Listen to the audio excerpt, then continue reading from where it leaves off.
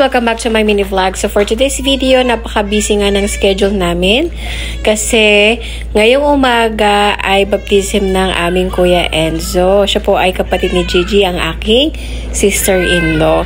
And then pag-uwi namin, nagpahinga lang kami ng mga 2 or 3 oras and then nagbiyahe na kami papunta dito sa temple. Pasensya na kayo sa background ko. Yung anak ko, hinahanap kasi ako dahil kailangan ko siyang hugasan. Umalis nga kami kanina ng mga bandang mag-alas 3 na ng hapon. So, meron kaming 2 hours na nilaan para magbiyahe. Kasi iniisip nga namin na super duper traffic.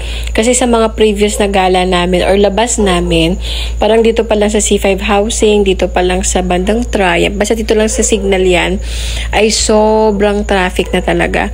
Kaya nag-alat kami ng 2 hours. Pero kung hindi naman talaga traffic, kaya yan ng 30 to 45 minutes. Habang nagbabiyahe kami, tinanong ako ni Kuya Enzo kung ano nga ba ang ginagawa namin sa loob ng temple. Tapos, pabiro ko siyang sinagot na umaakyat kami ng langit. Talaga namang paniwalang paniwala siya.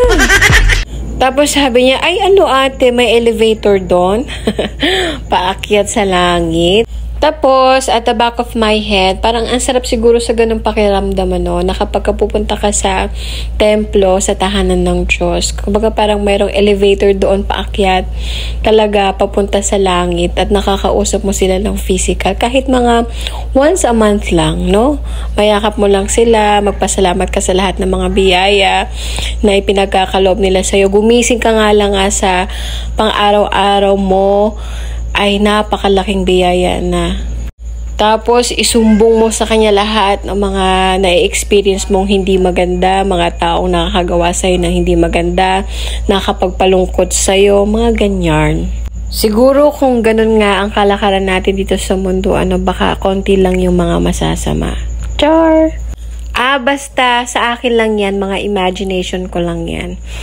Nakalabas nga kami dyan nang magsi-7 na ng gabi. Paglabas ko, grabe, ang anak ko sumalubong sa akin. Sabi niya, Mama, Mama.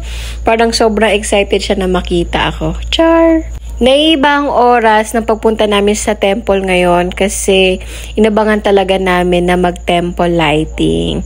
Usually kasi, ang schedule namin ay 1 p.m. or 1:30 p.m. Lalabas kami ng alas 3 and then mga 3:30 uuwi na kami dito. So mga maliwanag pa kami makakauwi. So this time, gabi kami para makita namin tong napakagandang mga lights. Napakasaya din talaga ng feeling kapag kakasama mo yung family mo dito sa temple, na-enjoy nyo yung mga ganitong moment. So, yun lamang po for today's video. Thank you for watching and please, naglalambing ako ulit sa inyo na pakishare po itong aking video. Ingat po kayo and advance Merry Christmas! Bye! Love you! Mwah!